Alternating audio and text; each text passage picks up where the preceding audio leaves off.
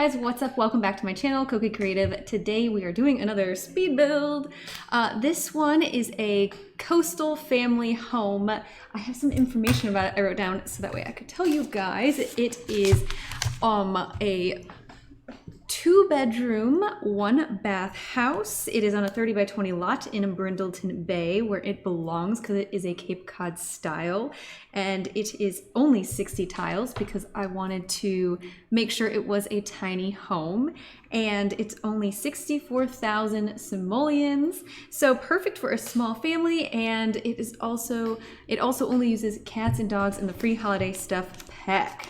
So let's get to this build. This is actually a build that I decided to do on a weekend, and it was like my husband was watching a movie and I thought, okay, well, what can I do right now? I feel like building. So I just kind of took the first day 1 or 2 hours for the exterior, and then the second day 1 hour for the interior. So this build only took me 3 hours, and that is very exciting for me. Even though it is technically a tiny home, it has a lot of detail in it, especially the yard. The fact that the yard took twice as long as the interior says something. I tried to cut out any kind of like boring stuff in this speed build, but you know, there's still gonna be a little bit of placing down.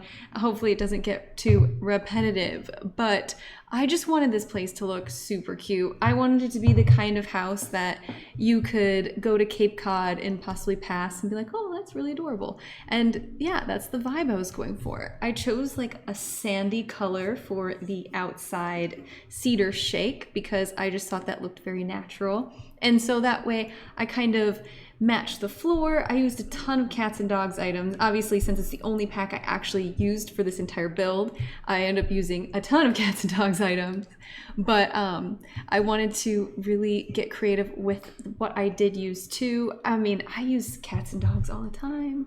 It's like probably one of my favorite packs that comes with items too, like not just for the animals, but the items and the coastal kind of vibe they went with the pack is just so cute. So it's really easy to decorate with. And I wanted to use a lot of the landscaping from cats and dogs as well. It goes so seamlessly into Brindleton Bay. I wanted the house and the landscaping to match all of the flowers and the bushes all around Brindleton Bay. So I really wanted this house to feel like it belonged in this neighborhood. And I really like this lot particularly because it has the bridge path right behind. And I don't know, I just think it's one of the cutest lots. It has really good lighting, so when you do upload something to the gallery, it is a fantastic lot for that. I will let you know the lot name in the description box below because I can't remember. So if you're looking for a great Brindleton Bay lot to upload stuff to the gallery to, this is one of them. And here I am using some debug items just to go around the house and do some landscaping. This house in particular, I use a lot of debug items. Love debug items. This house would probably be way more expensive if I did not use debug items because debug is mostly free. There's just a few things that aren't free, but most of the stuff is free. And I really want to do something creative with the exterior of this house. I didn't want to just use rocks or little bricks. So I used these debug items that look like driftwood, and they come with 2 of them. So I just played around with the placing to make it not look too repetitive. But I thought that ended up looking so adorable. That's one of my favorite features of this house, is just the wraparound garden with the driftwood exterior. And oh, here is my second favorite part of this whole build. You might laugh at me, but this truck, once I'm done with the rest of this exterior, I start with this truck, and I imagined this truck kind of gave me the vibe for the rest of the house. I knew I wanted it to be like coastal, but I imagined like, oh, a nice little fisherman family lives here.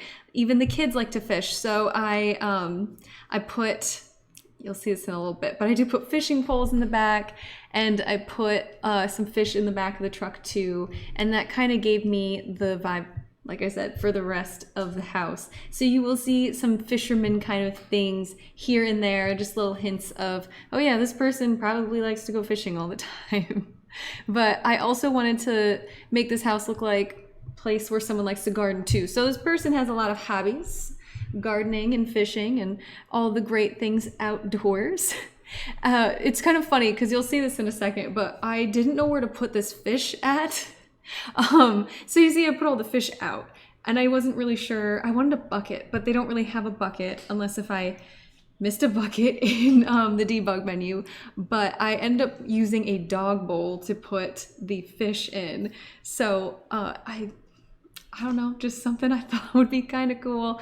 But here I am using the tool mod to place those fishing poles in the back of the truck. I wanted to make it look like they were leaning against the truck, like they're ready to go. They're ready to go out and go fishing at any point. For some reason they did leave their fish in the back of the truck. Maybe they're inside getting the, or out back getting the grill ready. Who knows? But yeah, I don't know. I really like doing little touches of detail like that. It just makes building so much more special. It makes each build so much more unique when you do put like just that extra touch of detail in there. So that's why I do that a lot. At least I try to, in all my builds, have at least like one thing where I go just a little bit extra on. So the truck was kind of that for me.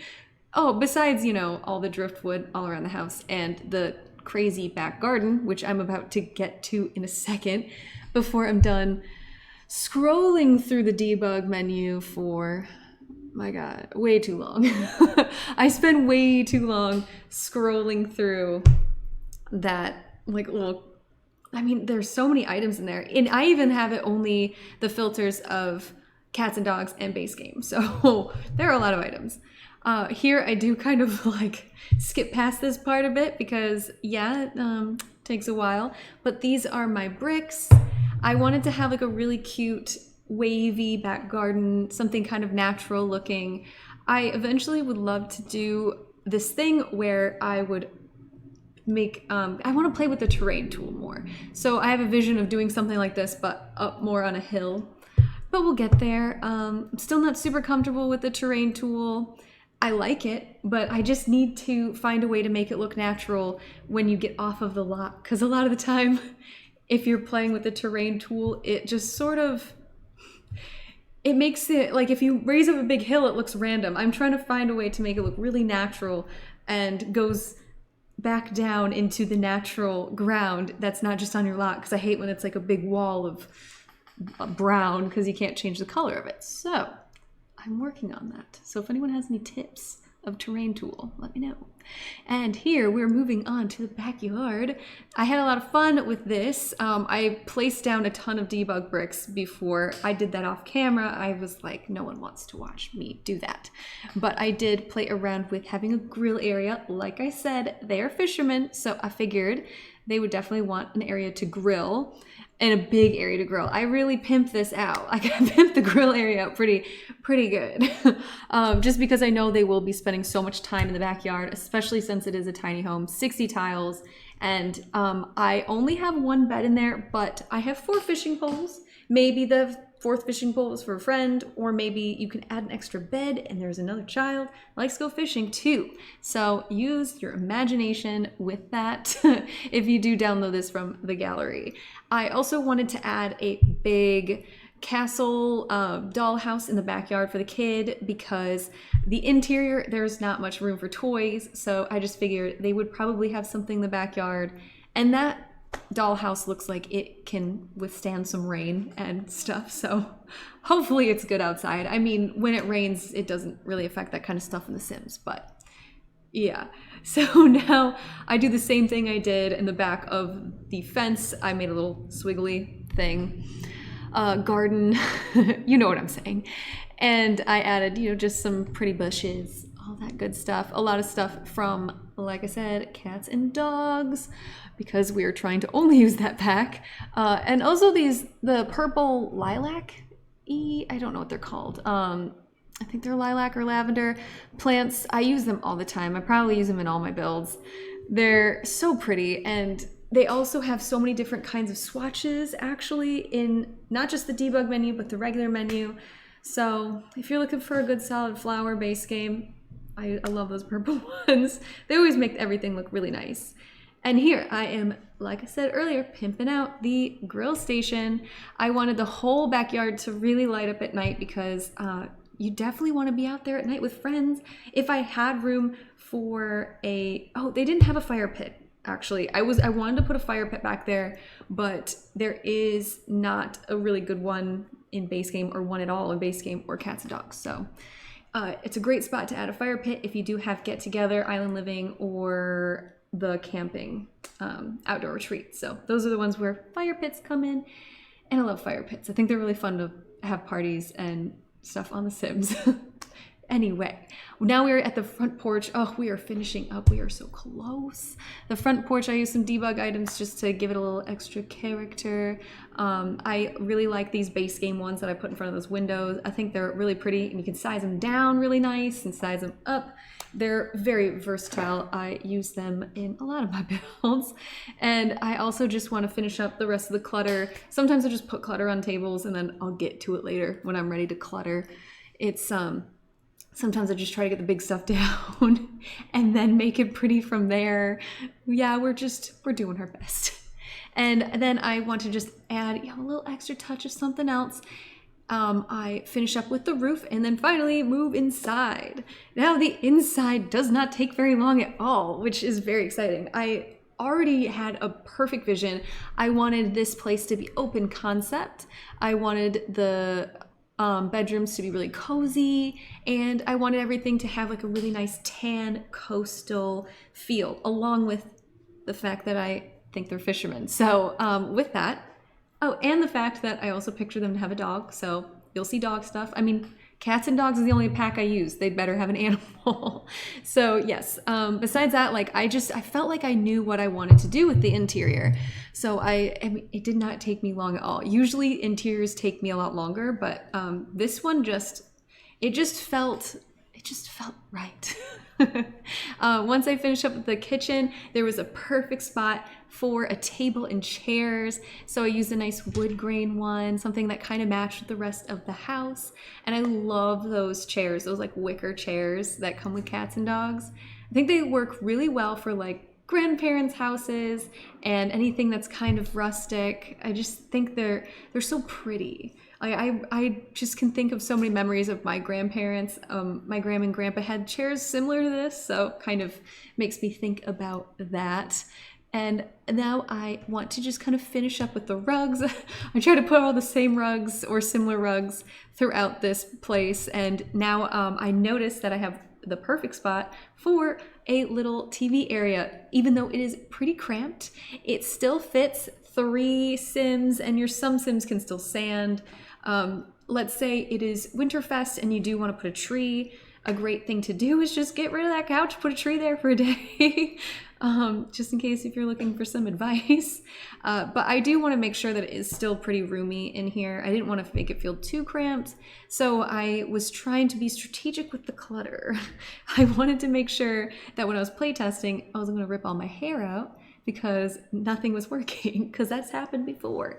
So I wanted to be smart with the way I place things. So underneath the TV, instead of having any kind of end table or whatever, I just put these shelving units. They worked perfectly. That mirror, sometimes mirrors, even in real life, but this works in The Sims too, can make a build feel bigger just because it just makes it look like it adds more space. So in a lot of really small tight areas, I do like to put a mirror just to give the illusion that it is bigger than what it is. Just a little fun tip, just in case if you're looking for that. Then this, I think it's a cats and dogs rug. I can't remember, but I love that rug. That rug comes with some really, really pretty swatches, and you can size it down really nicely. It's a pretty big rug to begin with, but I sized it down once here and it worked very well. And now I just had to add the dog food bowls and all that stuff. And then I remembered, oh yeah, they have a dog, so try to find places for like dog stuff. And the bathroom turned out really cozy and cute. I went with a blue theme, just a little pop of color since I use so much tan and warm tones throughout the entire house, but still tried to keep it pretty cozy and warm feeling in there. Obviously, some curtains for privacy. I sometimes forget that in my bathrooms, but then I remember, oh yeah, if this was real life, I would definitely want curtains in the bathroom. So now we are moving into the parents' bedroom, and I carried the same theme throughout into the parents' bedroom. I'm keeping it very tan, and I'm also keeping it very warm. And I also wanted to carry a little bit of like fisherman spirit into this bedroom. So I did use some of like fun debug items to kind of hang around. And I also end up using the mirror trick that I mentioned earlier. So since this is a 3x4 bedroom, which is, if you're putting in a double bed, I'm pretty sure the smallest size bedroom that you can possibly do, I use the big mirror in the back wall to kind of give the illusion that this bedroom is a little bit bigger than meets the eye. And here we're moving on to the final bedroom, the kids' bedroom. And I had a lot of fun with this because I wanted to have a pop of color in here. And then I just add some final details, some final children's clutter, and then I am finished with this build. And it is also available on the gallery right now. So check it out if you want to download for your family. Thank you guys so much for watching today. If you like this video, you can subscribe to my channel, maybe leave me a comment, give me a thumbs up. But if you did not like this, then don't worry, you don't ever have to watch any of these ever again. But I do hope to see you guys next time. Bye.